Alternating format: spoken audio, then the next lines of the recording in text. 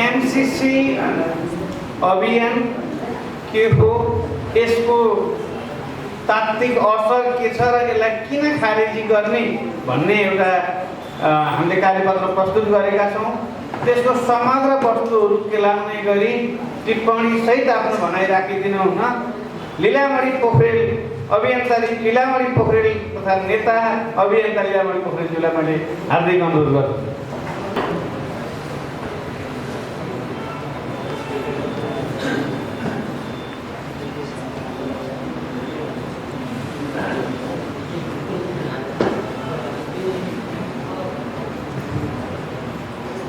MCC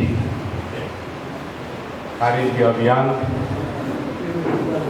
Chitwan का यस कार्यक्रमका सभापति कमरेड, यस अभियान अंतर्गत आफ्ना विचारहरू प्रस्तुत गर्नुहुने मित्रहरू, यस अभियानका अभियन्ताहरू वा उपस्थित सबै चितवनवासीमा देशभक्ति प्रणाली। मैले पहिले शीर्षकबाट कुरा सुरु गरेँ। एमसीसी खारेजी होइन, एमसीसीसँग भएको सम्झौता खारेजी। एमसीसी अमेरिकाको संस्था हो, हामीले खारेज गरेर खारेज हुन सक्दैन। एमसीसीसँग भएको सम्झौता खारेज।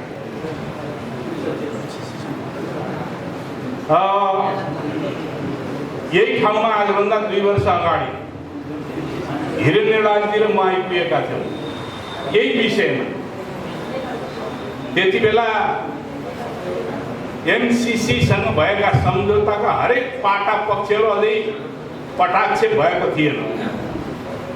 अहिले यसका बारेमा धेरै कुराहरू सार्वजनिक भइसकेका छन्।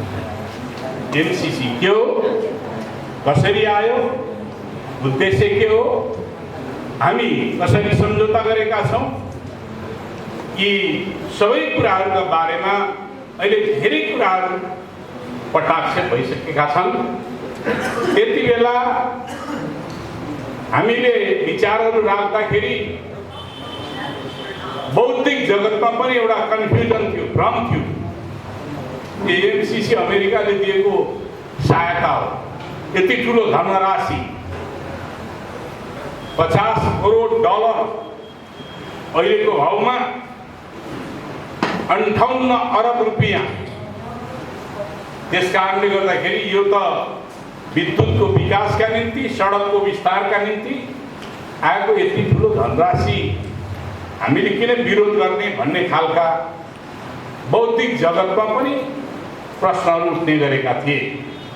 तर आज सिङ्गो देश एमसीसीसँग नेपालले गरेको सम्झौताको सन्दर्भमा धेरै कुराहरू सार्वजनिक भएको छ र फेरि अझै पनि आम जनताको लेभलमा एमसीसीसँगको सम्झौता के कति कारणले खारेज गर्नुपर्ने भन्ने अझै पुगेको छ। काठमाडौँमा गुठी विधेयक सरकारले प्रस्तुत गर्दाखेरि सडकमा वात्तै उठ्यो, जनआन्दोलनको अनुभूति दियो गुठी विधेयक विरुद्धमा। त्यो किनभने उसको जीवनमा प्रत्यक्ष असर पर्यो कि सरकारले ल्याएको विधेयकले हामीले मुर्दा गुठी चलाएका छौँ त्यो पनि खाइदिने भयो, सरकारले खाइदिने भयो। मरेको बेलामा सामूहिक रूपले त्यसको आवश्यक खर्च व्यवस्था गरेका थियौँ। यी विभिन्न प्रकारका निजी गुठी थिए, त्यो पनि सिद्धिने भयो भनेर जनतामा एक प्रकारको तर्क पैदा भयो र हजारौं हजार जनता स्वयंस्फूर्त ढङ्गले कसैले बोलाएर होइन प्रतिवादमा उत्रेका थिए। आज यो राष्ट्र र राष्ट्रियताको मुद्दाका बारेमा जनता किन अझै उठ्दैन त भन्ने प्रश्न छ। यसको बारेमा यसको महत्त्व, यसको औचित्यता, यसले पार्ने नकारात्मक असरहरूका बारेमा हामीले धेरै उजागर गर्न अझै भ्याएका छैनौँ भने पनि हुन्छ। त्यसैले आदरणीय मित्रहरू, मैले यहाँका बीचमा एमसीसी अहिले हामीलाई सरकारले उपलब्ध गराएको यति एउटा कपी यो संसदमा प्रस्तुत भएको छ। संसदमा बहुमतद्वारा पारित गर्नका लागि यसैमा उल्लेख गरिएको छ यो प्रभावकारी तुल्याउन यो सम्झौता प्रतिनिधि सभाको सामान्य बहुमतबाट अनुमोदन गरिनुपर्ने देखिएकोले सोही बमोजिम अग्रिम कारबाही गर्नुपर्ने भनी राय प्राप्त भएको छ।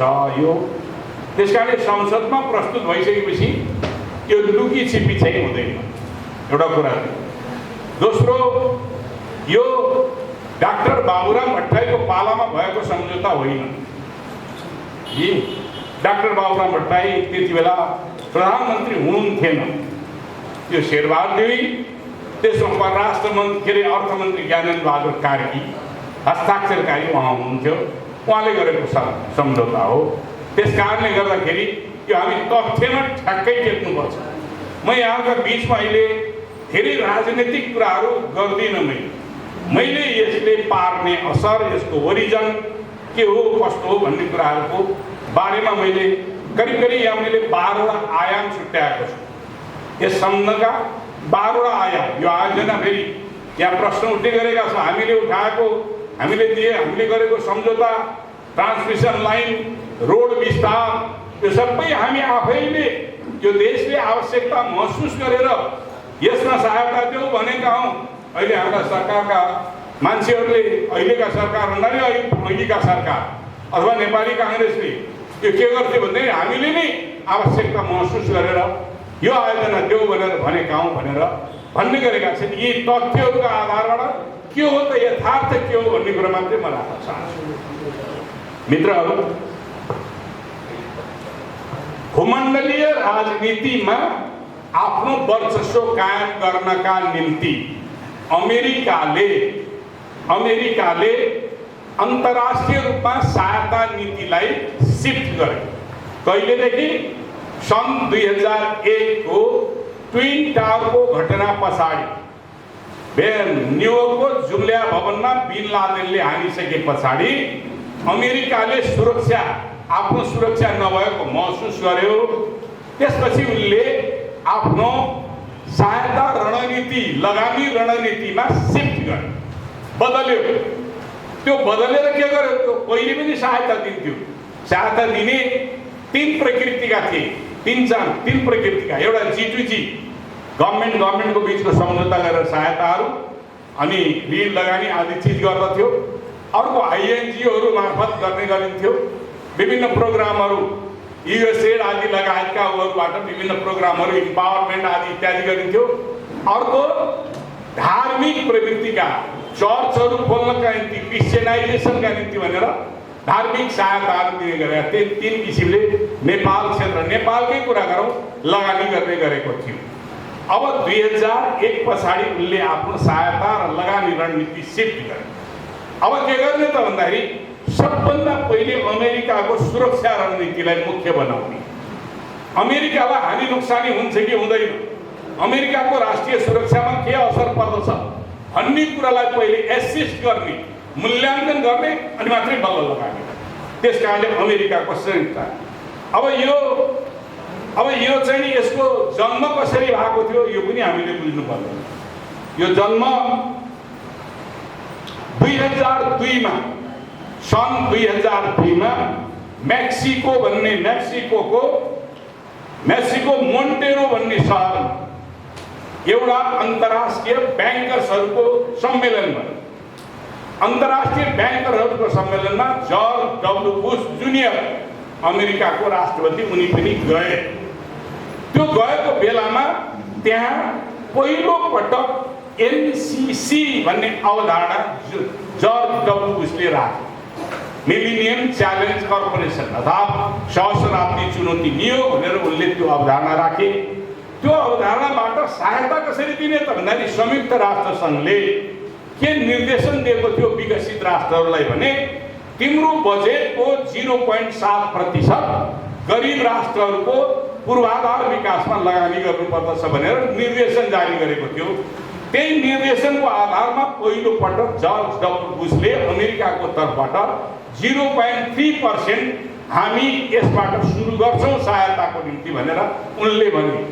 अब त्यो भनिसके पछाडि अब यो उनले त्यो घोषणा गरिसकेपछि त्यसका निम्ति कानुन बनाउनु पर्यो। अमेरिकाको सिनेटले कानुन बनाउने भयो। सन् 2003 को डिसेम्बरमा एनसीसी सम्बन्धी कानुन बन्यो। अमेरिकाको सिनेटले पारित गर्यो 2003 को डिसेम्बरमा। 2004 को जनवरीबाट त्यो कानुन लागू भयो। 2005 मा पहिलो पटक मेडागास्कर, माली, हन्डुरास यी देशहरूमा सहायता अनुदान दिने भनेर स्वीकृति गरियो। त्यो स्वीकृति गर्नका निम्ति उनीहरूले केही आधारहरू खडा गरे। कसरी पाउने त भन्ने कुराहरूका निम्ति केही आधारहरू खडा गरेका छन्। त्यो आधारहरू के भन्छ भन्दाखेरि दुई किसिमका आधार छन्। एउटा थ्रेसहोल्ड हुन्छ, यी शर्तहरू पुरा गरेमा भनेर 21वटा शर्तहरू राखेको छ। 21वटा शर्त मध्ये 2/3 शर्त पुरा भएमा त्यसलाई दिने, त्यो सेलेक्सनमा पर्ने, त्यो निवेदन दिनुपर्छ, सेलेक्सनमा पर्ने भन्छ 2/3।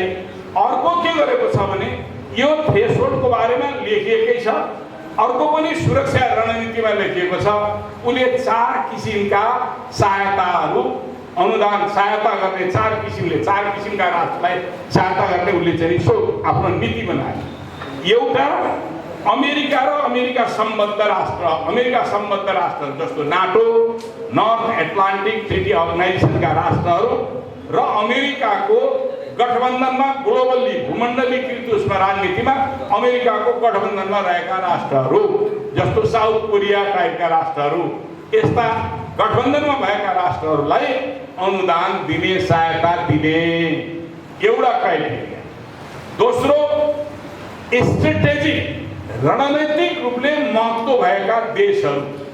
त्यो रणनैतिक महत्त्व केका निम्ति हात हतियारहरू ओसार पसार गर्नका निम्ति, सेनाहरू आवत गर्नका निम्ति, व्यापारिक नाकाको रूपमा रहेका मुलुकहरू र अरू मानवीय, उसको अर्थमा मानवीय सहयोगको निम्ति आवश्यक भएका मुलुकहरू जहाँ हवाई, जल वा यातायातहरू, कुनै पनि यातायात जानका निम्ति रणनीतिक महत्त्व राख्छ। जस्तो इजिप्ट, जस्तो श्रीलङ्का, यस्ता मुलुकहरू रणनीतिक महत्त्व राख्ने, त्यस्ता मुलुकहरूलाई सहायता दिने। दोस्रो। तेस्रो, द्वन्द्वोत्तर राष्ट्रहरू, द्वन्द्वबाट बाहिर निस्केका, भर्खर बाहिर निस्केका, त्यहाँको इकोनोमी, त्यहाँको पोलिटिकल सिस्टम स्टेबल हुँदैन, स्थिर हुँदैन, फ्रेजाइल हुन्छ, तरल हुन्छ, हो त्यस्तो ठाउँहरूमा अमेरिकाले सहायता दिएर आफ्नो अनुकूलको फेर्ने। चौथो, संसारका गरिब राष्ट्र जुन निधन छन्, ती राष्ट्रहरूको इन्फ्रास्ट्रक्चर डेभलपमेन्ट गर्नु दिने 4वटा क्राइटेरिया अन्तर्गत थ्रेसहोल्ड, एकातिर 21वटा कुराको थ्रेसहोल्ड, अर्कोतिर यो क्राइटेरिया अनुसार अनुदान पनि लगानी पनि त्यही ढङ्गले गर्ने भनेर अमेरिकाको रणनीतिमा त्यो कुराहरू उल्लेख छ। यसरी एमसिसी मिलेनियम च्यालेन्ज कर्पोरेसनको सहायताको सुरुवात भएको देखिन्छ। अब यो के हो भने ग्लोबल पोलिटिक्ससँग इन्भल्भ छ, भूमण्डलीय राजनीतिसँग इन्भल्भ छ। त्यसका निम्ति उनीहरूले कस्तो प्रकारका सम्झौता गर्ने गर्दछन् भन्दाखेरि नेपालको सन्दर्भमा नेपालमा कतिवटा शर्तहरू पुरा भएर सुरु गरेको भने जम्मा 9वटा शर्त पुरा भएको छ। 21वटा मध्ये 9वटा मात्रै पुरा भएका छन्, अरू केही पनि छैन। तर किन स्वीकृति गरेर उतापट्टि 15वटा भन्छ अरूहरूलाई, यहाँ 9वटा किन भन्यो भने Nepal is a strategic point, is in strategic point, रणनैतिक महत्त्वको केन्द्र बनेको छ नेपाल। कसरी चीन, उत्तरतिर चीन संसारको शक्तिशाली राष्ट्र बन्दैछ र अमेरिकाको प्रतिद्वन्दी भनेर। यतापट्टि दक्षिणतिर भारत छ, ठुलो पनि एम्बिसियस छ, महत्त्वाकांक्षी छ। अमेरिका र उसको बिचको अहिले एलायन्स छ। फेरि पनि के हो भन्दाखेरि ऊ आफै पनि शक्तिशाली बन्न खोजिरहेको छ। हो यस्तो स्थितिमा नेपाल बिचमा एउटा सामरिक महत्त्वको केन्द्रको बनेको छ। एक, द्वन्द्वोत्तर राष्ट्र, 10 वर्षको जनयुद्ध, जनआन्दोलन, मधेस आन्दोलन, जनजातीय आन्दोलन, विभिन्न आन्दोलनले एउटा निकासको प्रक्रियामा गयो, नयाँ संविधान बन्यो। संविधान आफ्नै ढङ्गले कम्प्रोमाइजमा बनेको छ, त्यो अलग बाटोमा त्यहाँ अहिले प्रवेश गरिन। तर के हो भने द्वन्द्वोत्तर, यसको अझै पनि पोलिटिकल स्टेबिलिटी आइसकेको छैन, फ्रेजाइल छ, समस्याहरू धेरै छन्। त्यसकारण यस्तो स्थितिमा अब उसले आफ्नो हात हाल्न खोज्यो। जसरी 2007 साल पछाडि भारतीय सेनाहरू उत्तरी चेकपोस्टमा गएर बसेका थिए, नेपाल चीनतिरको चेकपोस्टमा भारतीय सेना बस्ने गरेका थिए। 2028 सालमा ती चेकपोस्टहरू हटाइएका थिए, लामो कालसम्म बसेका थिए। त्यो के त भने हाम्रो सङ्कटकालीन राजनीति र राज्य व्यवस्थाका कारणले त्यो कुराहरू भएको थियो भने यही द्वन्द्वोत्तर राष्ट्रहरूको स्थितिमा हाम्रो मुलुक पनि त्यही द्वन्द्वोत्तर अवस्थामा, फ्रेजाइल अवस्थामा भएको बेलामा उनीहरूले यहाँ सहायता दिएर आफ्नो अनुकूलता सिर्जना गर्नका निम्ति दोस्रो कुराहरू। तेस्रो, यो स्ट्रेटेजिक पोइन्टमा छ, स्ट्रेटेजिक लोकेसन छ, सामरिक लोकेसन छ, त्यस्तै द्वन्द्वोत्तर हो र गरिब राष्ट्र त हुँदै हो। नेपाल गरिब राष्ट्रहरूमध्ये एकदमै तल्लो दर्जामा, तल्लो तहमा चाहिँ नेपाल भएको हुनाले हो, this is appropriate time, appropriate condition भनेर उनले असाध्य अनुकूल समयमा यो लगानी गर्न खोजिरहेको छ चीनको विरुद्धमा गतिविधि गर्नका निम्ति। हाम्रो सार्वभौमिकतामाथि खेलवाड गरेर चीनको विरुद्धमा गतिविधि गर्नका निम्ति अमेरिकाले लगानी गर्न खोजिरहेको, यो सहायताका नाममा लगानी गर्न खोजिरहेको हो। अब यसका निम्ति हाम्रोसँग, म अरूतिर धेरै जानु, अब हाम्रोसँग कतिवटा कस्तो प्रकारका सहमति छन् त? हामीसँग 3 प्रकारका सहमति। एउटा मूल सम्झौता, यो मूल सम्झौता, सहायक सम्झौताहरू इम्प्लिमेन्टेसन एग्रिमेन्ट भन्छ, क्रियान्वयन सम्झौता। मसँग अहिले एउटा मात्रै छ, सरकारी तर्फबाट आएको पनि होइन, यो सरकारले दिएको पनि होइन, यो हामी आफैले पत्ता लगाएर ल्याएको इम्प्लिमेन्टेसन एग्रिमेन्ट, क्रियान्वयन सम्झौता। यसको हैसियत र यसको हैसियत एउटै। दोस्रो, तेस्रो, करस्पोन्डेन्ट लेटर अफ एक्सचेन्ज, एमसीए भनेर अघि भन्नुभएको छ। एमसीए भने कि मिनिमम च्यालेन्ज एकाउन्ट, एमसीसीसँग गरेको सम्झौता कार्यान्वयन गर्नका निम्ति एमसीसीको स्वीकृतिमा नेपालमा गठन भएको संरचना हो। त्यो संरचना नेपाल सरकारले कानुन बनाउँछ, नेपाल सरकारले नि गठन आदेश अनुसार त्यो एमसीए भन्ने सम्बन्धी कानुन बनाउँछ। त्यो कानुनमा नेपाल सरकारका अर्थ सचिव त्यसको संयोजक रहन्छन्, अरू सचिव रहन्छन्, अनि एमसीसीको प्रतिनिधि हुन्छ। त्यहाँ नन भोटर प्रतिनिधि भन्छ भने भोट हाल्न नपाउने, तर नेपालीहरूले भोट हाल्न पाउने हुन्छ। तर के हो त भन्दाखेरि यो गठन गरिसकेपछि यसको एकजना मान्छे झिक्न पनि नेपाल सरकारले पाउँदैन, एकजना मान्छे थप्न पनि पाउँदैन। एमसीसीको स्वीकृतिमा मात्रै सबै चिज गठन नेपाल सरकारले गर्ने, कानुन नेपाल सरकारले बनाउने। तर नेपाल सरकारले कानुन बनाएर संरचना बनाइदिसके पछाडि त्यो संरचनाको दायित्व जति एमसीसी प्रति हुन्छ। त्यसले नेपाल सरकारलाई रिपोर्ट पनि दिँदैन, सबै रिपोर्ट नेपाल सरकार निर्देशन एमसीसी मार्फत दिन्छ, नेपाल सरकारलाई दिँदैन। त्यसकारणले त्यो एमसीए भन्ने मिलेनियम च्यालेन्ज एकाउन्ट, जसले हिसाब किताब सारा ठेकेदारी आदि गर्छ हो, त्यो अब त्यसले करस्पोन्डेन्ट गर्छ। त्यसले गरेको पत्राचारको हैसियत यही सम्झौता बराबर, त्यसले गरेको पत्राचार पनि सम्झौता बराबरै हैसियत हुन्छ। चौथो पनि छ, त्यो भनेको के हो भने त्यसले कन्ट्र्याक्ट सम्झौता गरेर निर्माण गर्नका निम्ति ठेकेदार, अन्तर्राष्ट्रिय ठेकेदारसँग बोलाउँछ। ठेकेदारलाई ठेकेदारसँग गरेको सम्झौता पनि यही सम्झौता बराबरकै हैसियत हुन्छ। हामीले हेरफेर गर्ने, तलमाथि पार्ने हाम्रो केही पनि हैसियत हुँदैन, त्यहाँ छुने जमन पनि हैसियत हुँदैन। तर छुने त हुँदैन, तर परियोजना अन्तर्गतको जुन ल्यान्ड एक्विजिसन भन्छ, भू अधिग्रहण भन्छ, नेपाल सरकारले आफूले राख्ने 13 करोड डलरको पैसाबाट अहिले चाहिँ नि त्यो के गरिन्छ भने त्यो ट्रान्समिसन लाइन बनाउनको निम्ति, बाटो विस्तार गर्ने निम्ति जो जमिन लिइन्छ त्यसको मुआवजा त्यही 13 करोड डलर भित्रबाट दिइन्छ, अरूबाट होइन। एमसीसीले एक पैसा पनि दिन्न। त्यहाँ एमसीसीले के गर्छ भन्दाखेरि त्यसमा चाहिने अरू लजिस्टिकको निम्ति पैसा आफैले ल्याउँछ, आफैले खर्च गर्छ, आफैले हिसाब किताब गर्छ, आफैले खर्चोट गर्छ। नेपाल सरकारले एक चुन दाम पनि छुन पाउँदैन, यसरी गरिएको छ। त्यस कारणले यसको पोजिसन एउटा आयाम त्यो। अब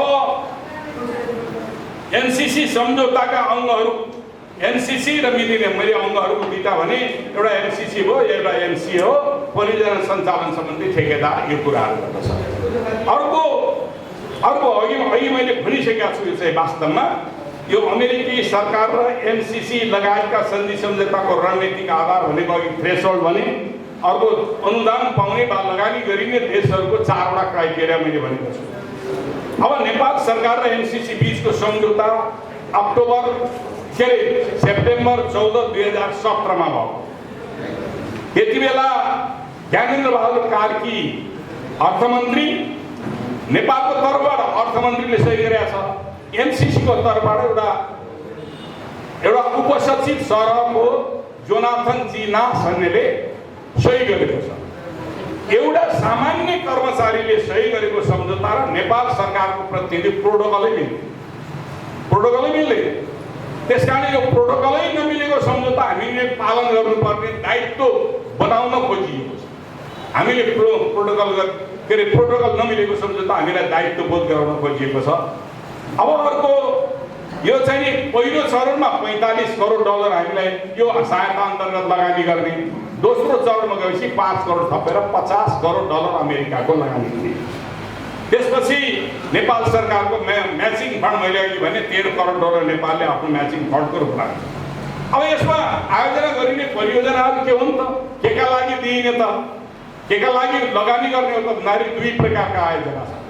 एउटा मित्रहरू हाम्रोसँग, हाम्रो देशसँग एउटा नेसनल ग्रिड छ, राष्ट्रिय विद्युत प्रसारण लाइन छ, पूर्व मेचीदेखि पश्चिम महाकालीसम्म हाम्रो यही चितवनबाट भएर जान्छ।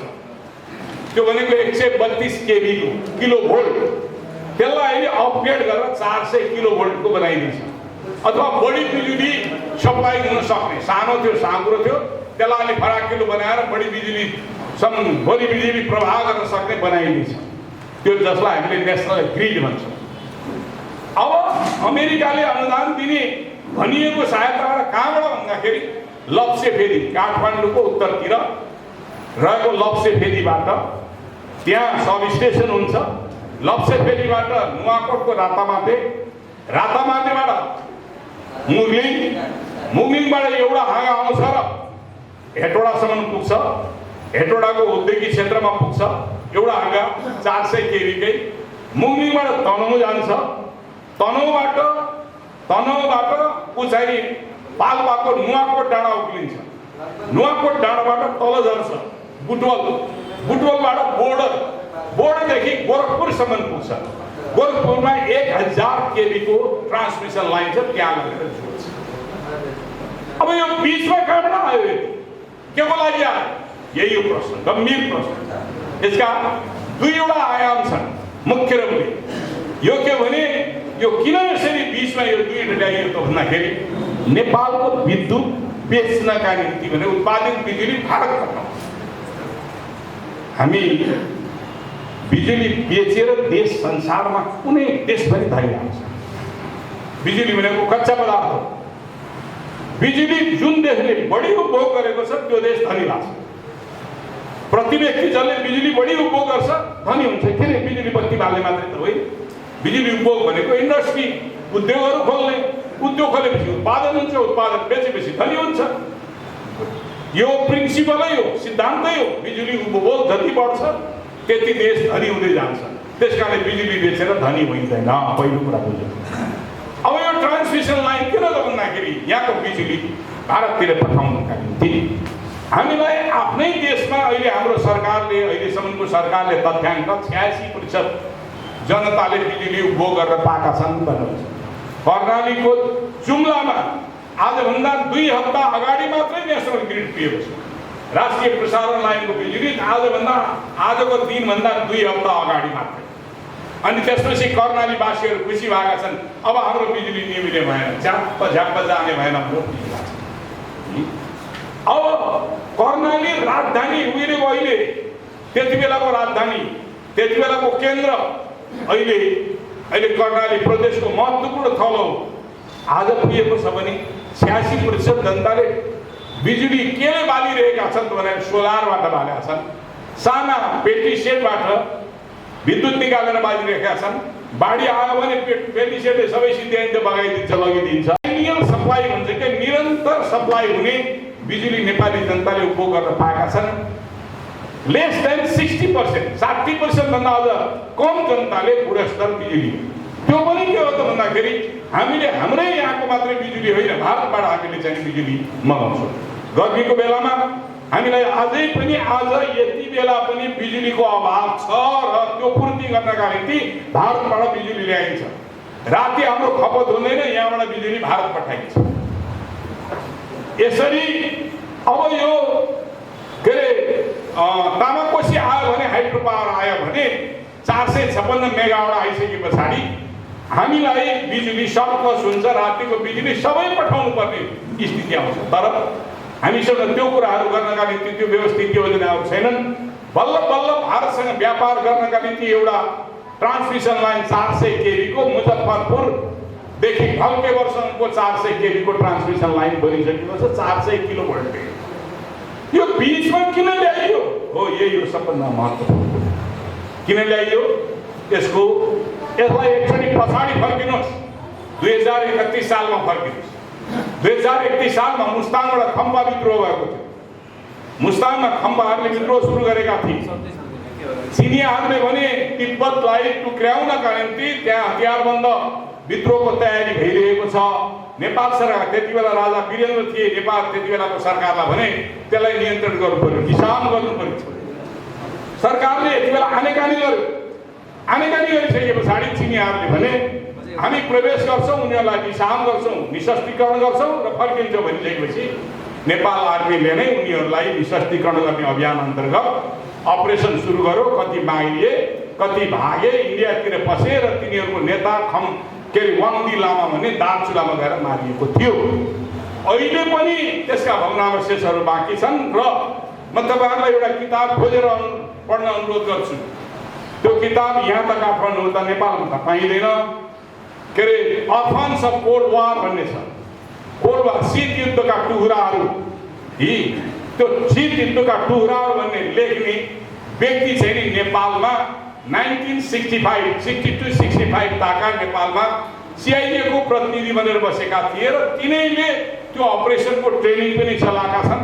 तिनले नेपालमा राजालाई हामीलाई के अरे मुस्ताङ जिल्ला अटोनोमस रिजन बनाइदिनु पर्यो, हामीलाई भूमिका खेल्न दिनु पर्यो भने राजा वीरेन्द्रले मानेनन्। उनी फर्केर गए। त्यो चाहिँ भएको थियो। ती चाहिँ अर्फन्स अफ कोल्ड वार भन्ने एउटा किताब छ। त्यसैले नेपाल अनि त्यति बेला त्यहाँ हतियारहरू जो कब्जा गरिएका थिए, फागुनमा 31 सालको फागुनमा टुडिखेलमा प्रदर्शन गरिएको थियो। इटालियन र अमेरिकन हतियार थिए। कसरी पुग्यो त मुस्ताङमा ती इटालियन र अमेरिकन हतियार भन्दाखेरि सीता पाइलामा एउटा सानो एयरपोर्ट थियो, त्यहाँबाट एयरलिफ्ट गरेर हेलिकप्टरबाट पुर्याउने गरिन्थ्यो। अमेरिकन जहाज, अमेरिकन हेलिकप्टर आएपछि नो चेक एट अल, कुनै पनि चेक जाँच हुँदैन थियो। सिधै ती चाहिँ एयरलिफ्ट गरेर त्यहाँ पुगाइएका थिए। त्यसरी गएको थियो। त्यसैले यही तिब्बतलाई टुक्र्याउने षड्यन्त्र अन्तर्गत नेपालको भूमिलाई प्रयोग गरेर त्यो योजनाका साथ यति बेला MCC को यो ट्रान्समिसन लाइन आएको हो। अब तपाईहरुले हाम्रा विद्वान मित्रहरूले भन्ने गर्नुहुन्छ, म उहाँहरूलाई आरोप गर्न उहाँहरूको आफ्नो हैसियत यो त हामीले रोजेको प्रोजेक्ट हो। यो ट्रान्समिसन लाइन पनि बिजुली उत्पादन गरेर बेचेर चाहिँ लैजाने हामीले रोजेको प्रोजेक्ट हो भनेर उहाँहरूले भन्नु। अनि अर्को बाटो विस्तार थियो। बाटो पनि 5 वटा बाटो विस्तार, यसमा त्यही सम्झौतामा छ 5 वटा बाटोको विस्तार गर्ने। 5 वटा बाटो भनेको 4 आलीदेखि भिदिमसम्म स्ट्रेटेजिक रोड भन्छ, रणनीतिक महत्त्वको सडक भन्छ। 4 आलीदेखि भिदिम, धरानदेखि धनकुट्टा,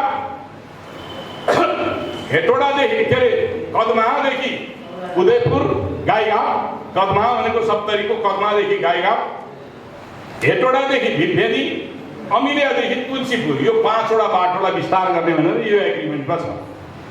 तर अहिले यो चेन्ज गरिसक्यो। यो चेन्ज गरेर चन्द्रोटादेखि शिवखोलासम्मको 100 किलोमिटर बाटो, यो 5 वटा बाटोमा 305 किलोमिटर जति विस्तार गर्ने भनेर उल्लेख गरिएको छ। तर त्यसलाई चेन्ज गरेर त्यो चाहिँ अहिले चन्द्रोटादेखि शिवखोलासम्म यो पूर्व पश्चिम राजमार्गमा नै त्यसलाई फराकिलो बनाउने त्यो फराकिलो बनाउने केबाट आएको त? फेरि यो चेन्ज कसरी भएको भन्ने बुझ्नुहोस्। हाम्रो कामरेड केपी ओली प्रधानमन्त्री हुनुभएको बेलामा उहाँले के भन्नुभएको थियो? हाम्रो हाइवेहरू प्लेन बस्ने बनाउनु पर्दछ। प्लेन बस्ने हाइवे, इमर्जेन्सी ल्यान्डिङको निम्ति हाइवे बनाउने भनेपछि त्यहाँबाट चेन्ज भएर इमर्जेन्सी ल्यान्डिङ हाइवेका निम्ति के अरे चन्द्रौडादेखि शिव खोलासम्मको चाहिँ नि बाटो विस्तार गर्ने त्यो चिजहरू यसमा फेरि एग्रिमेन्टमा चेन्ज भएको छ। यसमा चेन्ज भएको छैन, प्रोग्राममा चेन्ज भएको छ। अब यो 5वटा हाइवे मध्येको यो चाहिँ जुन ट्रान्समिसन लाइनको दुईटा उद्देश्य, एउटा त रणनीतिक रूपले नेपाललाई बेस बनाएर चीन विरोधी गतिविधि गर्ने, चीनलाई टुक्र्याउने योजना अन्तर्गत। अहिले तपाईँहरूलाई थाहा छ सरकारलाई, हिजोको सरकार, अहिले सरकारले के गरिरहेको छ त्यसबारेमा थाहा छैन।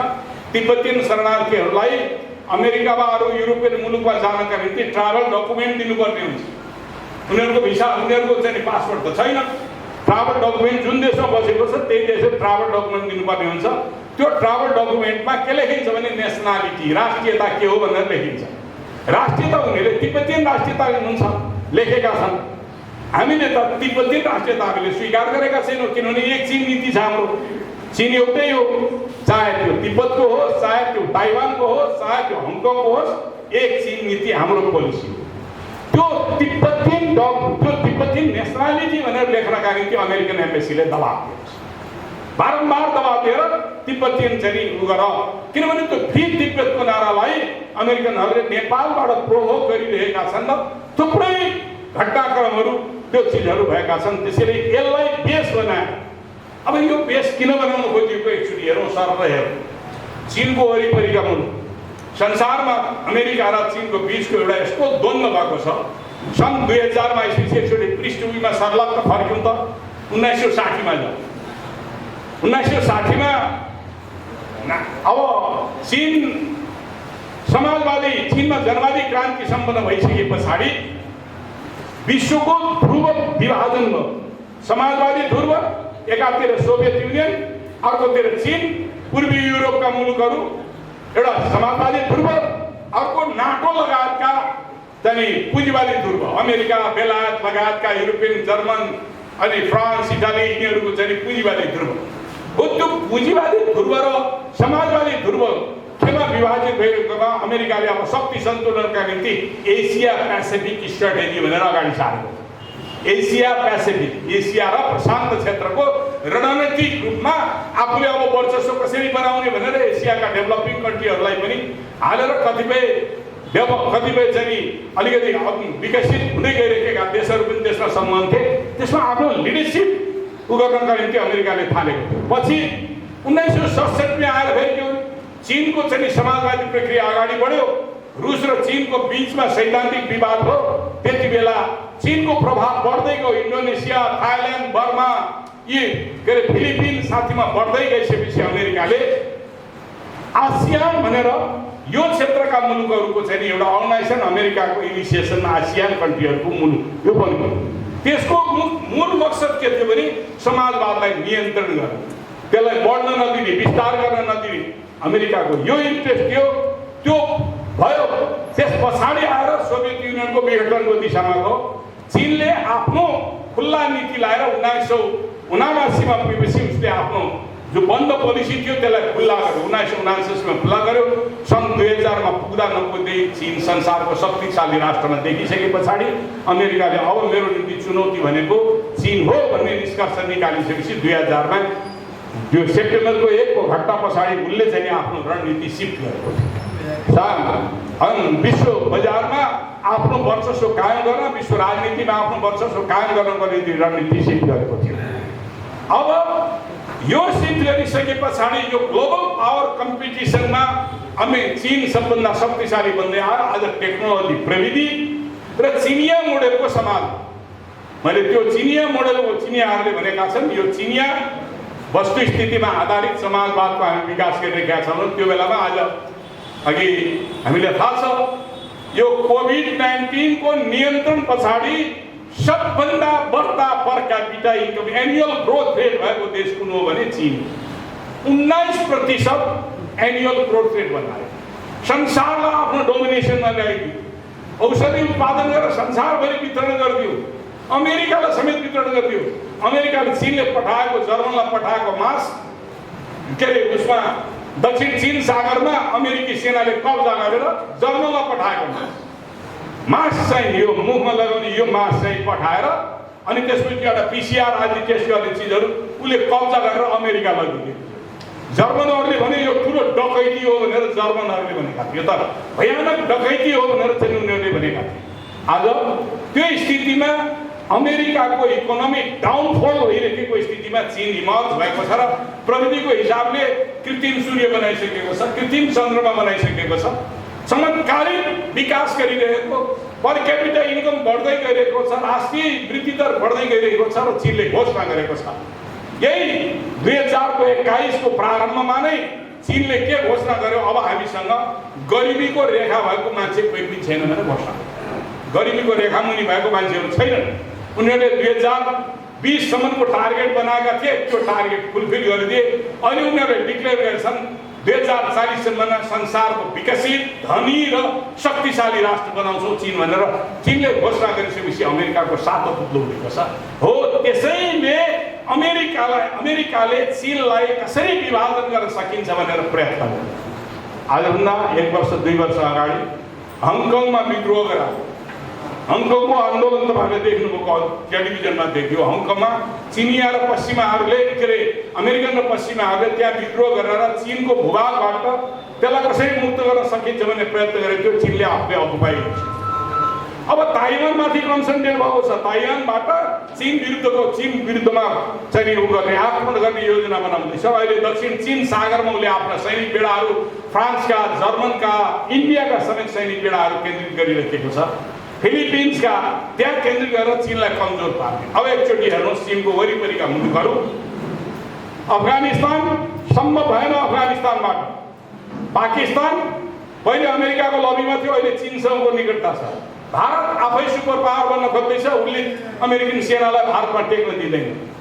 नेपालभन्दा पूर्व जानुहोस् बर्माको राजा र त्यहाँको सेना जुन्ता, उनीहरू एकातिर छन् भने आङ सान सुकी पश्चिमाहरूले उचालेको नेता अहिले सेना र त्यहाँको राजतन्त्रको बिचमा चीनसँगको निकटता, राष्ट्रिय सुरक्षाका निम्ति उनको निकटता।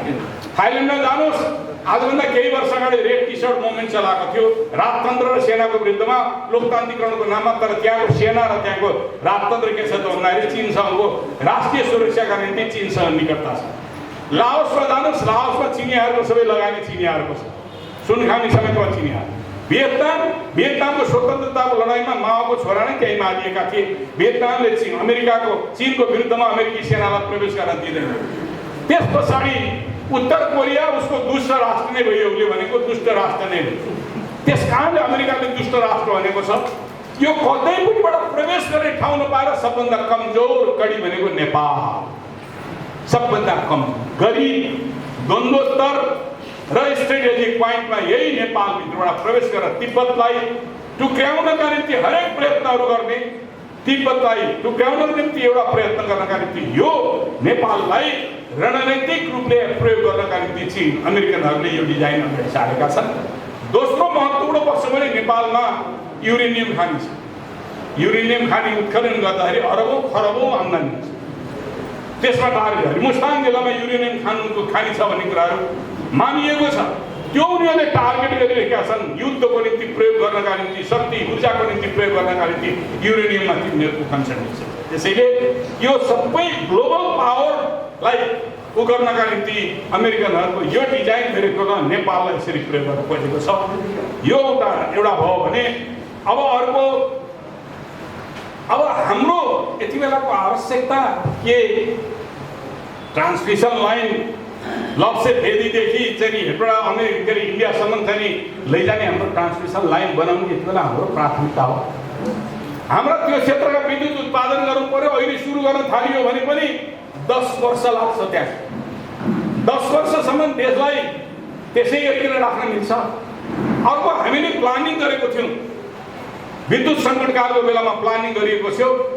पुष्पलाल राजमार्गलाई आधारित गरेर उत्तर पूर्वदेखि पश्चिमसम्मको नेसनल ग्रिड बनाउने, 220 किलोभोल्टको ग्रिड बनाउने र उत्तर र दक्षिणतिरका चाहिँ यो राष्ट्रिय प्रसारण लाइन जोड्ने बीचका उत्पादनहरूलाई चाहिँ हामीले जोड्ने र देशव्यापी विद्युत प्रवाह गर्ने, त्यो विद्युत प्रवाह गरेर नेपालमा विद्युत खपत गर्ने, त्यसका निम्ति हामीले सिमेन्ट फ्याक्ट्री, एउटा सिमेन्ट फ्याक्ट्रीले 300-400 मेगावाट विद्युत खपत गर्छ, एउटा फर्टिलाइजर फ्याक्ट्रीले त्यस्तै 300-400-500 मेगावाट विद्युत खपत गर्छ। वन पैदावार, एग्रिकल्चर पैदावार हामी आफ्नै देशमा इन्डस्ट्रियलाइजेसन गर्नुपर्ने थियो। हामीलाई ऊर्जा पुगेको छैन। अहिले 5000 मेगावाट बिजुली खपत हुन सक्छ।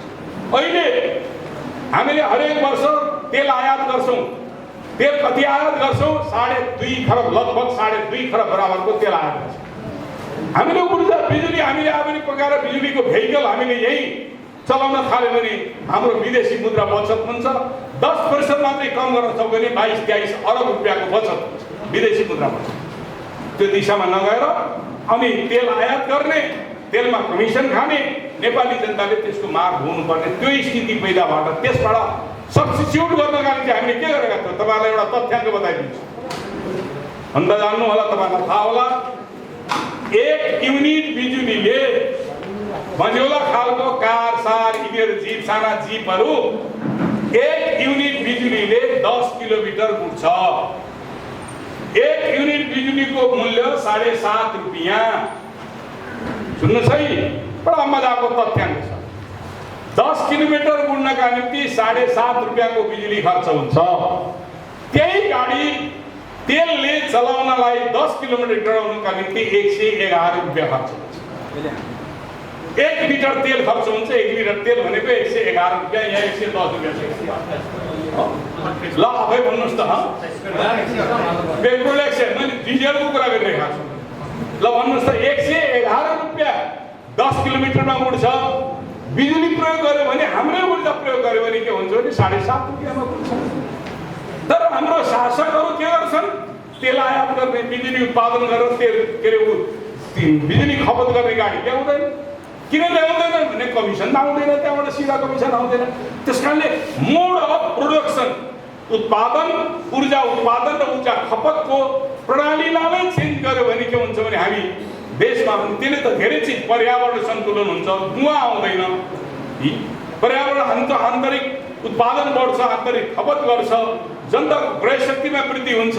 यी सबै कुराहरू छन्। त्यस कारणले गर्दाखेरि यो अब भूमण्डलीय स्थितिमा हाम्रो अवस्था एउटा मित्रहरू आजको प्राथमिकतामा मैले भने हाम्रा प्राथमिकता एग्रिकल्चर, शिक्षा, स्वास्थ्य, रोजगारी हैन, यी विभिन्न किसिमका हाम्रा प्राथमिकता हुन्छ। प्राथमिकता नगएर अहिले ट्रान्समिसन लाइन निर्माण गर्ने हाम्रो प्राथमिकता त्यो खालको होइन। हामीलाई त पूर्वको अहिले मैले भने पुष्पलाल राजमार्गलाई आधारित गरेर पूर्व पश्चिम ट्रान्समिसन लाइन बनाएर उत्तरका, अनि अर्को हामीले बेच्ने बिजुली भनेको भारत मात्रै होइन, हामीले बेच्ने बिजुली भनेको बङ्गलादेश पनि होइन। बङ्गलादेशले 6000 मेगावाट बिजुली मागेको छ, तर इन्डियाले बाटो दिएको छैन। अन्तर्राष्ट्रिय कानुन अन्तर्गत हामीलाई दिनुपर्ने थियो नि, एक्सेस दिँदैन। हामीले अब बिजुली चीनमा पनि बेच्न सक्छौँ। चीनमा पनि, किनभने चीनको पश्चिम भूभागको निम्ति बिजुली चाहिएको छ, चीनमा पनि बेच्न सकिन्छ। त्यसैले गर्दाखेरि हामीले त हाम्रा आफ्ना विकासका बाटाहरू विभिन्न ढङ्गले खोल्न सक्दछौँ। तर भारतमा मात्रै किन त भन्दाखेरि भारतमा डिपेन्डेन्सी बढाउनका निम्ति यो कुराहरू गरिएको छ। त्यसैले यसको प्राथमिकता हाम्रो त्यो होइन।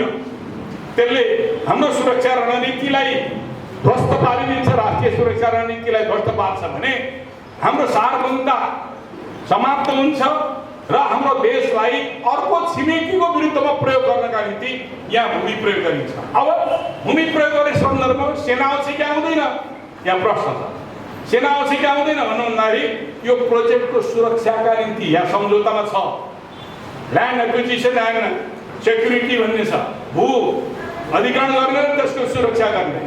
यो ट्रान्समिसन लाइन र यो प्रोजेक्ट सञ्चालन गर्ने क्षेत्रमा नेपालको स्वामित्व हुँदैन।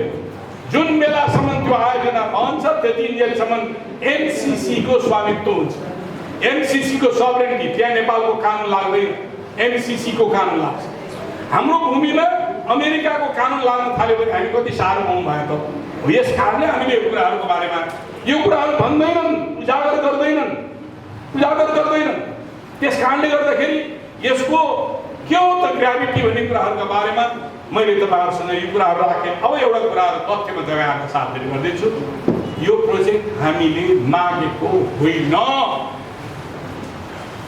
नेपाल ग्रोथ डायग्नोस्टिक, यो नेपाल सरकारले एउटा कार्यदल बनाएर नेपालको विकासमा देखा परेका अवरोधहरू के हुन् भन्ने अनुसन्धान गर्नका निम्ति एउटा कार्यदल बनाएको छ। अर्थ मन्त्रालय त्यसको लियाजो मिनिस्ट्री हो। लियाजो मिनिस्ट्री यसले यो कार्यदलले प्रतिवेदन दिएको छ। यो कार्यदलमा 11 जना नेपालका प्रतिनिधिहरू छन्, नेपाली अधिकारीहरू छन्। यी 11 जना नेपालका प्रतिनिधिहरू छन्। अब नेपाली प्रतिनिधिहरू मात्रै भए त ठिक थियो, तर यसमा ठ्याक्कै के छ भने एमसीसी का प्रतिनिधिहरूले यो सल्लाहकार ने मुख्य लीड एजेन्सी एमसीसी भने यो एमसीसी ले दिएको डिजाइन अन्तर्गत नेपाललाई ऊर्जा र ट्रान्समिसन लाइन र स्ट्रेटेजिक रोडको निम्ति चाहिन्छ। यसले निष्कर्ष निकालेको छ। त्यो मात्रै होइन, मैले यहाँ नेपालको सरकारको भनाइहरू स्पष्ट राखेको छु। मैले सुन्नुहोस्, यहाँ त्यति बेला अर्थ सचिव शान्तराज सुवेदी हुनुहुन्थ्यो। नेपाल सरकारको अर्थ सचिव शान्तराज सुवेदी हुनुहुन्थ्यो। मैले त्यो टिमका नेपालका टिमका 10 जना मान्छे, एकजना यहाँ छैन, 10 जना चिरञ्जीवी खनाल, श्रीराम पौडेल, बिरबहादुर श्रेष्ठ, पुष्पलाल साक्य, सुरवीर पौडेल, देवराज अधिकारी, भवानी ढुङ्गाना, हेमन्त दवाडी, दिनेश राज पन्त, हरिशंकर भट्टराई उहाँ नेपालको यो टिमभित्र हुनुहुन्थ्यो। प्रोफेसरहरू पनि छन्। ठिक त्यसै गरिकन एमसीसी अब United State government lead agency Bradley Cunningham team leader MCC, Jeremy Stafield आर्थिक अगुवा एमसीसी, रेप ओलाखन वरिष्ठ अर्थशास्त्री USF, Kishor KC USF, Cecily David USF, जिभेन्टो फेब्रियोसो यूएसएफ, इलियास नाम यसरी यूएसए र एनसीसी का प्रतिनिधिहरूले यो प्रतिवेदन तयार पार्नका निम्ति लीड एजेन्सीको रूपमा काम गरेका छन्। यसको थीम के हो त भन्दाखेरि नेपालको विकासको निम्ति अवरोध भनेको ट्रान्समिसन लाइन कमजोर भयो, नेपालका बाटाहरू साना भए, त्यसकारणले नेपालको बाटोमा खर्च भाडा बढी लाग्ने भयो। त्यसैले सहुलियत प्रदान गर्नका निम्ति ठुलो फराकिलो नेपाली जनतालाई सस्तो बनाउनका निम्ति ठुलो फराकिलो बाटो बनाउनु पर्छ भनेर यसले सिफारिस गरिसकेपछि हाम्रो अर्थ सचिवले भन्नुभएको छ। अर्थ सचिवको भनाइ तत्कालीन इनएडुकेट सप्लाई अफ इलेक्ट्रिसिटी, हाम्रो विद्युत ठीक ढङ्गले सप्लाई भएन, त्यसलाई मद्दत गर्नका निम्ति हामीले यो ट्रान्समिसन लाइन बनाउनु पर्छ।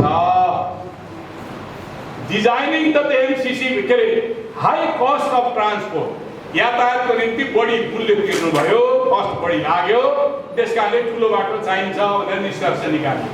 अनि त्योभन्दा थप के भन्छ, this analysis will be used as resource for the designing the MCC program.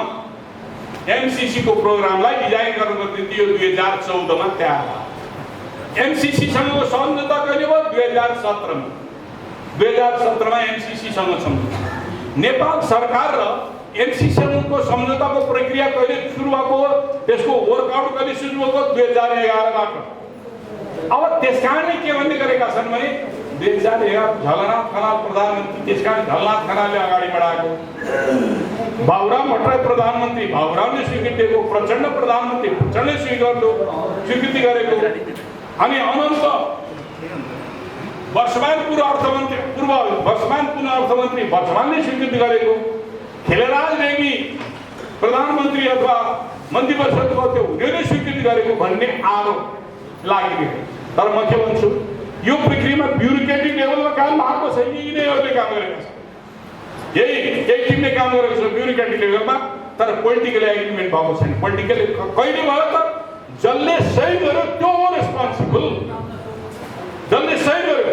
कहिले काहीँ के हुन्छ, एग्रिमेन्ट अगाडि बढाउँदै जाँदाखेरि मिलेन भने सम्झौता गर्न सकिँदैन, खारेज हुन जान्छ। त्यसकारणले त्यो सम्झौता ज्ञानेन्द्र बहादुर कार्कीले गरेको कारणले, नेपाली काङ्ग्रेसको नेतृत्वमा गरेको कामले त्यसको रेस्पोन्सिबिलिटी सबै नेपाली काङ्ग्रेसको हो र त्यो अमेरिकी सरकार, अमेरिकी नीति अन्तर्गत भएको। अब अर्को महत्त्वपूर्ण कुराहरू तपाईँहरूका बीचमा म राख्न चाहन्छु। त्यो महत्त्वपूर्ण कुरा के हो भने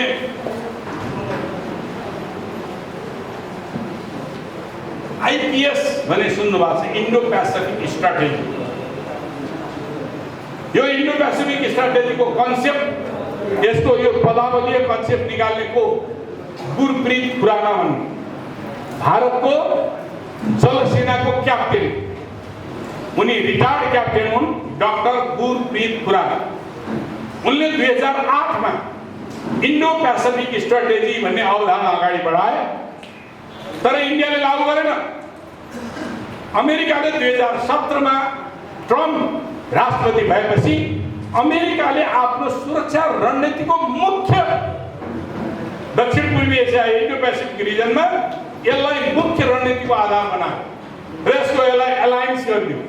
एलायन्समा 4वटा राष्ट्रहरू बसे, अमेरिका, जापान, अस्ट्रेलिया, इन्डिया, 4वटा राष्ट्र भनेर इन्डो पेसिफिक स्ट्राटेजी एलायन्स भनेर भन्यो। यसका अब यो इन्डो पेसिफिक स्ट्राटेजीका एलायन्सका उद्देश्यहरू के हुन्, यो यहाँ तपाईहरुलाई म राखिदिन चाहन्छु।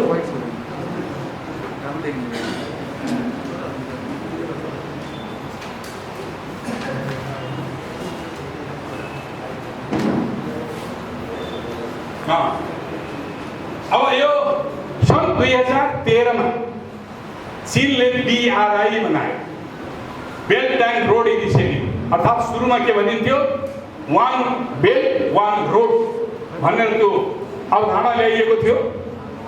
2017 मा अवधारणा ल्याइयो आइपिएस, अनि एमसिसी 2004 मा नै लागू भयो। अनि भन्ने गर्छन् एमसिसी पहिले लागू भएको कहाँ यहाँ आइपिएस को मातहत हुन्छ भन्ने गर्छन्। त्यसका निम्ति म तपाईहरुलाई यो किताब, यो चाहिँ यो सार्वजनिकमा भएको छ, इन्डो पेसिफिक स्ट्राटेजी रिपोर्ट। यो अमेरिकाको पेन्टागनले निकालेको रिपोर्ट हो। यसमा उसले एमसिसी के को मातहत छ भन्ने कुरा यसैमा उल्लेख गरेको छ। अमेरिकाको सुरक्षा रणनीति बारेमा पनि उल्लेख गरेको छ र अमेरिकाले 3वटा राष्ट्रहरूलाई यसमा आलोचना गर्न भनेको छ।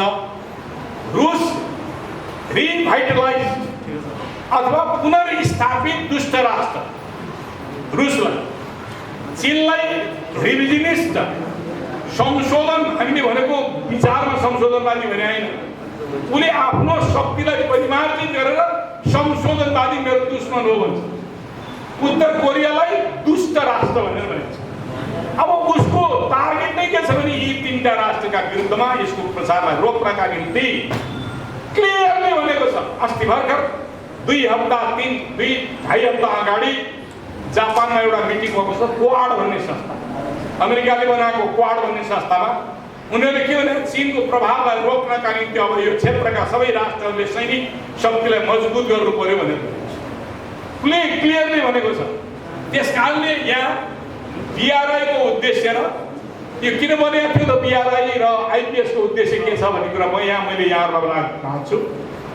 BRI ले भन्छ बेल्ट एन्ड रोड इनिसिएटिभ को उद्देश्य के छ, ग्लोबल पीस एन्ड फ्रेन्डशिप, भूमण्डलीय शान्ति र मित्रता, एउटा कनेक्टिभिटी, सबैसँग संचार यातायातको सम्बन्ध विकास गर्ने, शेयर्ड फ्युचर फर म्यानकाइन्ड अथवा मानव जातिको साझा भविष्य निर्माण गर्ने, मानव जातिकै साझा भविष्य निर्माण गर्ने, common development and shared prosperity by cooperation, सहयोगात्मक सम्बन्धले हामी सबै सम्पन्न हुने योजनाहरू अगाडि बढाउने, इकोनोमिक कोअपरेसन, आर्थिक आदान प्रदान, व्यापार आदि चीजहरूको आदान प्रदान र कल्चरल एक्सचेन्ज, सांस्कृतिक आदान प्रदान, यो BRI का आइपिएस को अब्जेक्टिभ के छ, कम्ब्याटिङ अगेन्स्ट टेरोरिज्म, कम्ब्याटिङ टेरोरिस्ट थ्रेट। पहिलो नै के भन्छ, कम्ब्याटिङ भनेको हतियारबन्द हुने, आतंकवादका विरुद्धमा हतियारबन्द हुने। आतंकवादी को भन्यो, चीन आतंकवादी, कोरिया आतंकवादी, रुस आतंकवादी मेरा दुश्मन राष्ट्र, त्यसका विरुद्धमा म मेरो मोर्चा बलियो बनाउँछु भनेर उले यहाँ गरायो। अर्को प्रमोसन स्टेबिलिटी एन्ड पार्टनरशिप, ती कन्ट्री जोसँग उसको एलायन्स छ तिनीहरुसँगको पार्टनरशिपमा त्यसलाई के गर्ने त भन्दाखेरि स्टेबिलिटी, स्थिरताको निम्ति मजबुत बनाउनका निम्ति प्रयत्न गर्ने, फ्री एन्ड फेयर ट्रेड, ती मुलुकहरुसँग स्वतन्त्र व्यापार गर्ने इनर्जी लिङ्केज आइपिओ अब इनर्जी इन्डियासँगको इनर्जी लिङ्केज भनेर हाम्रो के अरे ट्रान्समिसन लाइनको 400 केबीको ट्रान्समिसनको लाइन मैले अघि भने नि गोरखपुरमा 1000 किलोभोल्टको ट्रान्समिसन लाइनसँग लगेर जोड्ने भन्नुभएको इनर्जी लिङ्केज नेपाल अब फेरि म नेपाल कसरी आइपिएसमा आइपुगेको छ भन्दा भन्दा अर्को स्ट्रेन्थेन एलिज एन्ड आर्म्स हेर्नुहोस् है कस्तो डेन्जरस छ स्ट्रेन्थेन एलिज एन्ड आर्म्स उसका गठबन्धनका उसका पिछलत्वहरूसँग हतियारले मजबुतीकरण गर्ने है उनीहरूसँग मजबुत बनाउने अर्को एन्टी चाइना इन्सर्कलमेन्ट स्ट्राटेजी यो चीन विरोधी घेराबन्दीको रणनीति अन्तर्गत यसका अब्जेक्टिभ यो छन् बिआरआईका अब्जेक्टिभ अब आइपिएसको कुरा हामी किन विरोध गरेका छौँ हामीलाई रहर लाएर विरोध होइन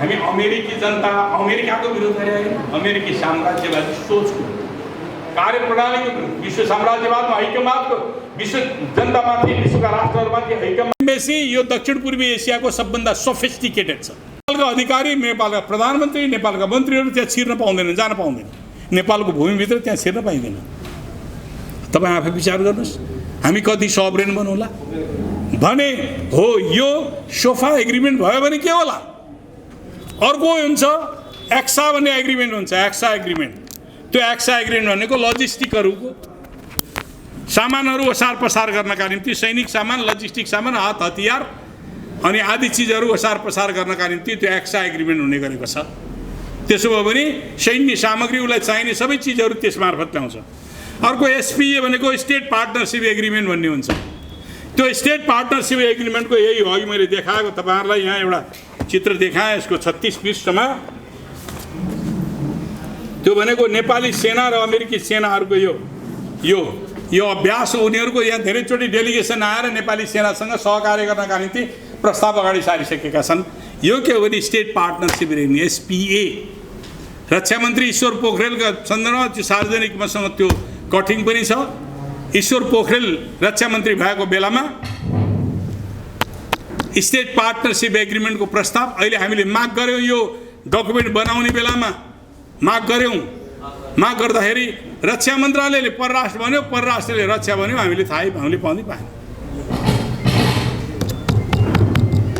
त्यस कारणले गर्दाखेरि यो स्टेट पार्टनरसिप एग्रिमेन्ट यो पनि हुने गरेको छ अब म करिब कन्क्लुजनतिर जान चाहन्छु अब यो कन्क्लुजन के हो त भन्दाखेरि यो प्रोजेक्ट हामी कहाँ आयो भने हाम्रो अभिगत के हुने भयो त भन्दाखेरि हाम्रो सभरेन्टी गुम्ने भयो हाम्रो अन्तर्राष्ट्रिय सम्बन्ध खत्म हुने भयो हाम्रो विकास निर्माणमा हाम्रो आफ्नो स्वतन्त्र ढङ्गले आफ्नो अर्थव्यवस्थालाई अगाडि बढाउन नपाउने भयौँ भनेपछि हामी सभरेन कन्ट्री रहन्नौँ त्यस कारणले यो एमसिसी चाहिँदैन भनेको अब एमसिसी चाहिँदैन भन्ने बेलामा अब यहाँ आयो फेरि के एमसिसी सम्झौता संशोधन गरेर देश अनुकूल बन्छ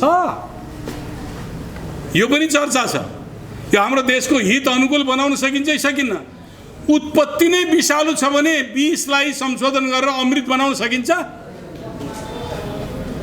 त्यस कारणले तात्कालीन नेपाल कम्युनिस्ट पार्टी नेकपाको स्थायी समितिको बैठकमा कार्यदलले बनाएको प्रतिवेदनको आधारबाट 16 बुँदा राष्ट्रिय हित अनुकूल बनाउने भन्ने कुराहरू गर्दाखेरि मैले नोट अफ डिसिजन म एक्लैले नोट अफ डिसिजन लेखेको यो यसको औचित्य छैन किनभने एग्रिमेन्ट गर्नलाई दुई थरीको सहमति चाहिन्छ रिट्रिटी हुनुपर्छ त्यो रिट्रिटी गर्नका निम्ति अमेरिकाले के भनिसक्यो भने यो सम्झौतामा कुनै पनि संशोधनको गुन्जायस छैन हामीसँग डकुमेन्ट छन् अमेरिकाले भनेका डकुमेन्टहरू छन् उनले भन्छ गुन्जायस छैन हामी भन्छौँ संशोधन गरेर राष्ट्रिय हित अनुकूल बनाउँछौँ त्यसै सम्भव छैन तर यो डिप्लोमेटिक मुभ पनि हो भन्ने बुझ्नु पर्यो डिले एन्ड डिफाई यसलाई सिद्ध्याउनका निम्ति डिप्लोमेटिकले हामीले जनताले नागरिकले भन्ने के हो भने यो खारेज गर एमसिसीसँगको सम्झौता खारेज गर कूटनैतिक क्षेत्रबाट भन्ने भने यसलाई डिले एन्ड डिफाई गर्दै जाने यसरी गर्नका निम्ति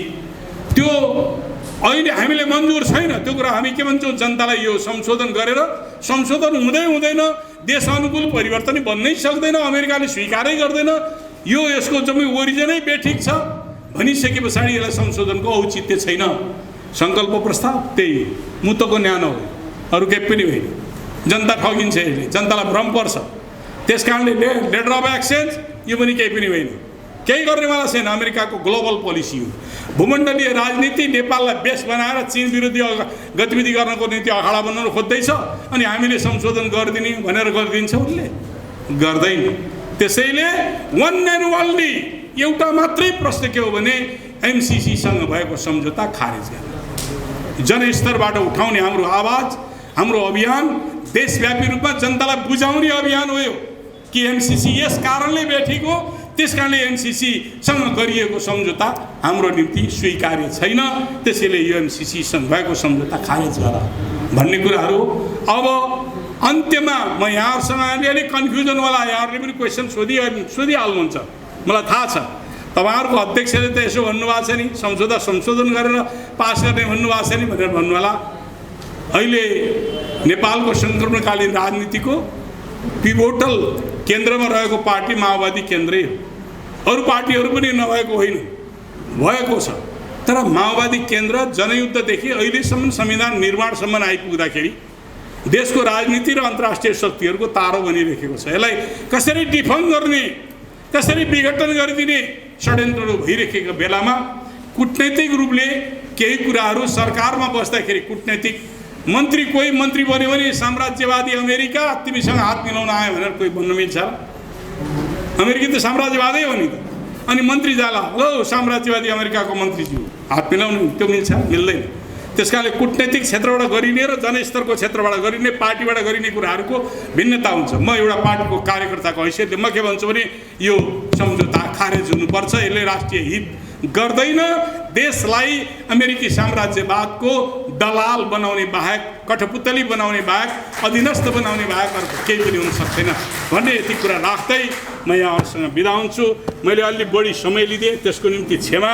पछाडि बोल्ने धर्मेन्द्रजी हुनुहुन्छ, धर्मेन्द्रजीलाई म अरू बाँकी छोडेर म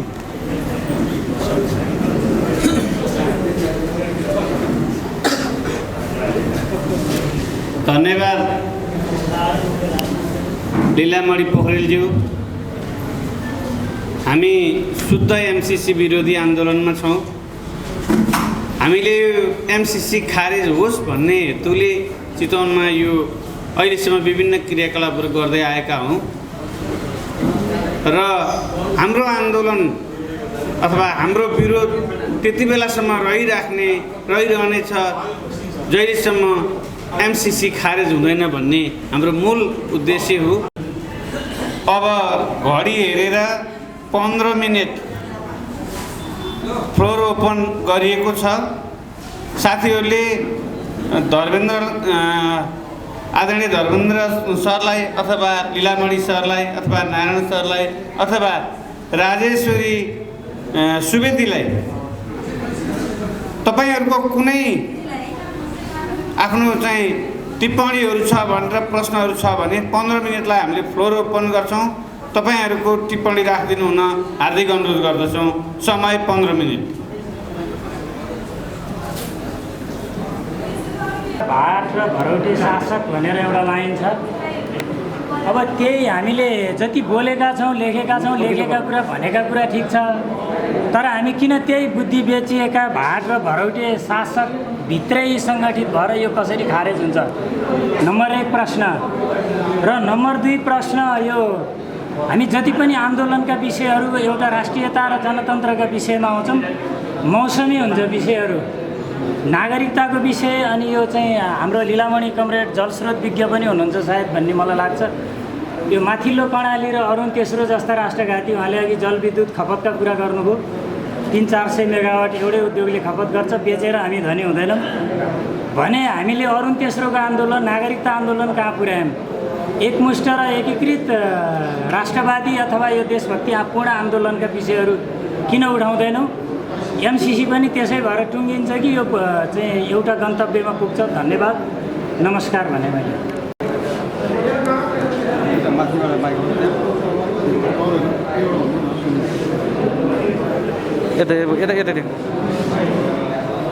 मैले लीलामणि कमरेडज्यूतर्फ प्रश्न तेर्साउन चाहेँ। एमसिसीका विषयमा यत्रो ठुलो चाहिँ विरोध छ। सारा दलहरू केही शीर्ष मानिएका चाहिँ दलहरू बाहेक अधिकांश दलहरूले एमसिसी सम्झौताको विरुद्धमा आवाज उठाइरहेका छन्, अन्तर्क्रिया कार्यक्रम गरिरहेका छन्। जनताको ठुलो हिस्साले पनि एमसिसी सम्झौताको विरुद्धमा लागिरहेको छ भने यी ठुला दल मानिएका भनिएका शीर्ष नेताहरू किन एमसिसीको पक्षमा छन् त? वास्तविक चुरो कुरो के हो त? तिनीहरू किन यसरी चाहिँ जनताको विरुद्धमा सारा चाहिँ यो हाम्रो नेपालको भौगोलिक अखण्डता, हाम्रो संविधान, हाम्रो ऐन नियम कानुन नियमको विरुद्धमा यी शीर्ष नेताहरू किन लाग्न बाध्यता भए? वास्तविक चुरो कुरो के हो? मैले यही राख्न चाहेँ। धन्यवाद।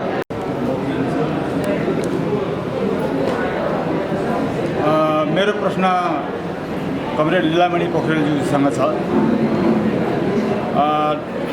नेपाल कम्युनिस्ट पार्टी माओवादी केन्द्र अहिले गठबन्धन सरकारमा छ। अब गठबन्धन सरकारको नेतृत्व गर्ने पार्टीले एमसिसी कुनै हातमा पास गर्नुपर्छ भनेर चाहिँ विगतदेखि चाहिँ ताकेता गरेको थियो र अहिले त्यही सरकारको नेतृत्व छ। अब तत्सम्बन्धित पक्षबाट चाहिँ एमसिसी छिटोभन्दा छिटो पारित गरियोस् भन्ने कुरा पक्कै पनि दबाब त्यहाँ आएको होला।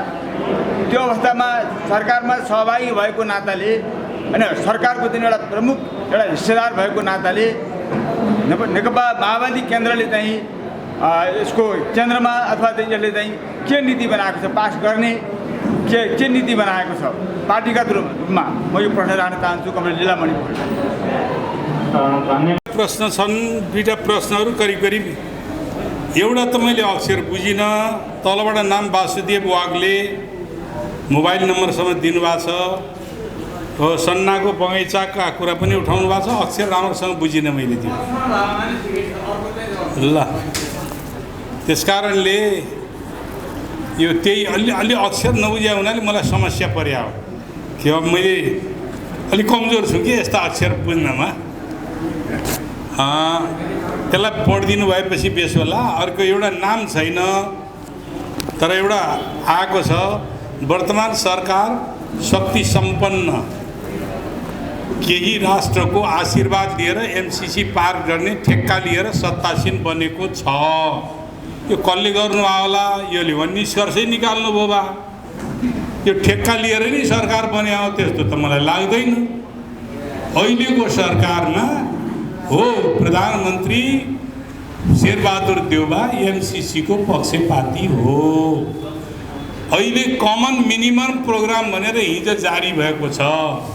कमन मिनिमम प्रोग्राममा उहाँले एमसिसी पास गर्ने राखौँ भन्नुभएको थियो।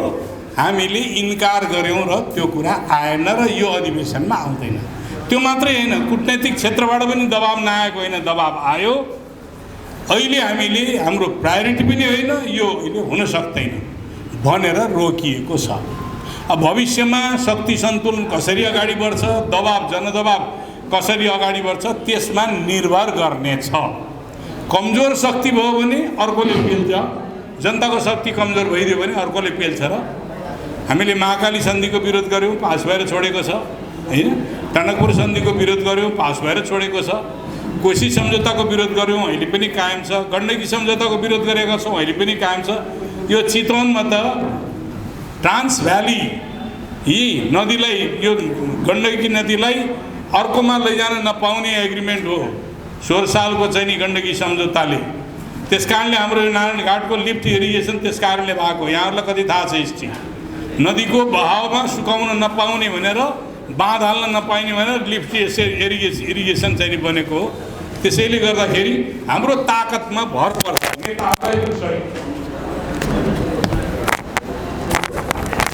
हाम्रो ताकत बलियो भयो भने हामीले यसलाई खारेज गराउन सक्छौँ र नेताहरूलाई पनि जनताको ताकतको बलले त्यसलाई खारेज गराउन सजिलो हुन्छ।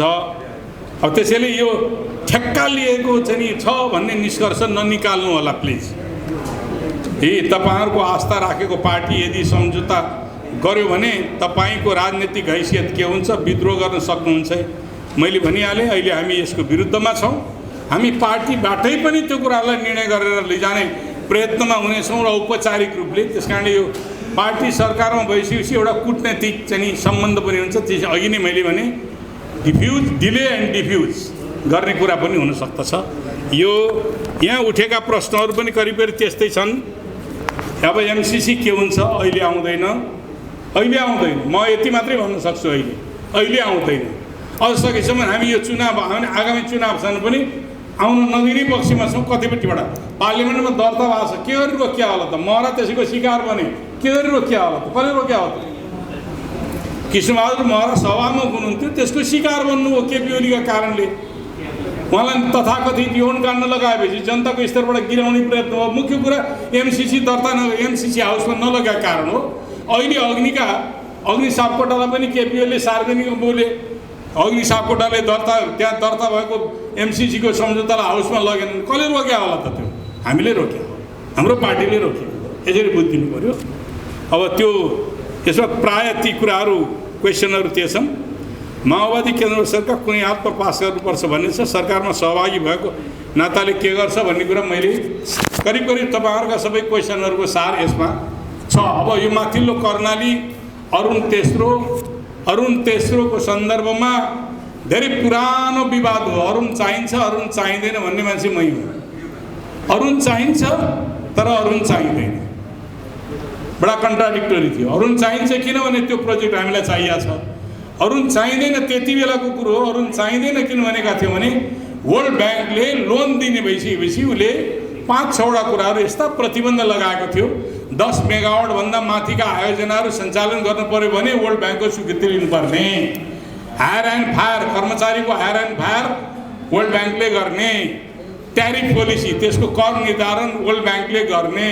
यस्ता शर्तहरू राखेर अनि त्यसको एक्सेस रोड 122 किलोमिटरको एक्सेस रोड इन्फ्रास्ट्रक्चर, डेभलपमेन्टल इन्फ्रास्ट्रक्चरमा लैजानु पर्ने हाम्रो भनाइ थियो।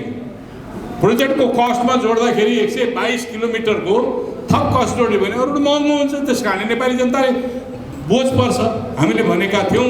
अब यो अरुण गइसक्यो, 17 अदालतलाई गइसकेको छ। त्यसको विरोधमा गएका हौँ हामी। धेरै पटक हामीले गुमाएका छौँ। त्यसैले विरोध गर्दा गर्दै पनि नेपाली जनताले विरोध गर्दा गर्दै पनि कतिपय चिजहरू गुमिराखेको छ। माथिल्लो कर्णाली त्यसको अहिले उसको म्याद थप गरिएको छैन। 3 वर्ष भयो म्याद थपिएको छैन।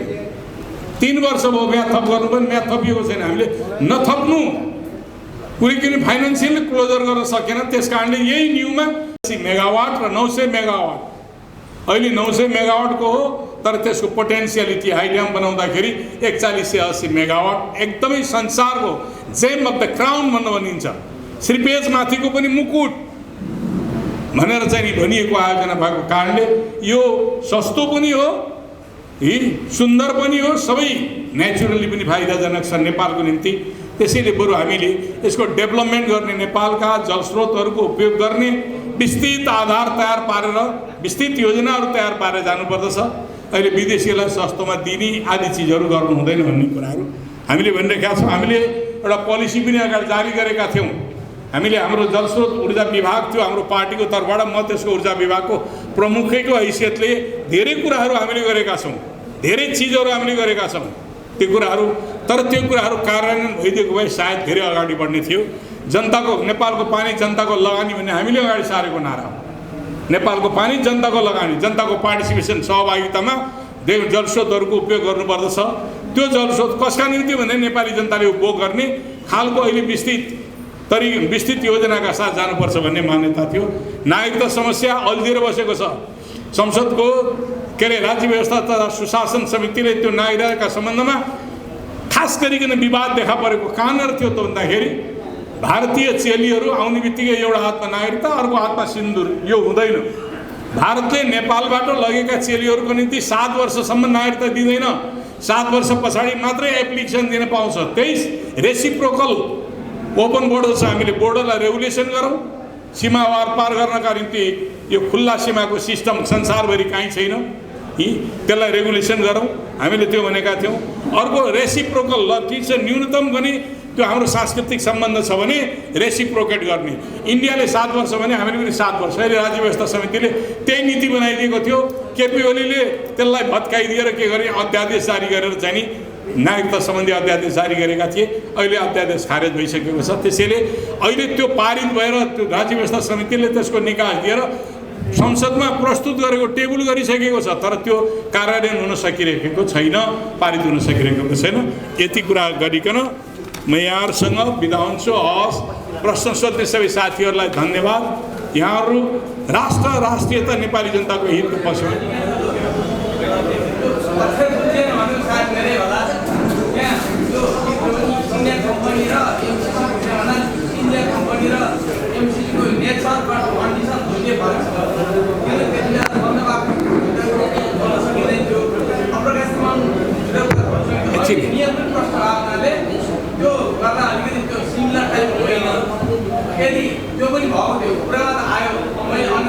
अनि मैले यसमा सुन्नुहोस् एकछिन, यसमा मैले धेरै व्याख्या नगरेका कारणले it is neo east India company भनेको छु, नयाँ प्रकृतिको इस्ट इन्डिया कम्पनी भनेर। अब त्यो अर्कै, त्यो व्यापार हो, यो अर्कै हो। आज युग फरक छ, धेरै 300 वर्ष अगाडिको कुरा छ र अहिले आएको छ, धेरै चिजमा फरक छ प्रविधि। ल, यसमा वाद विवाद नगरौँ, हामीले त त्यही भनेको छ।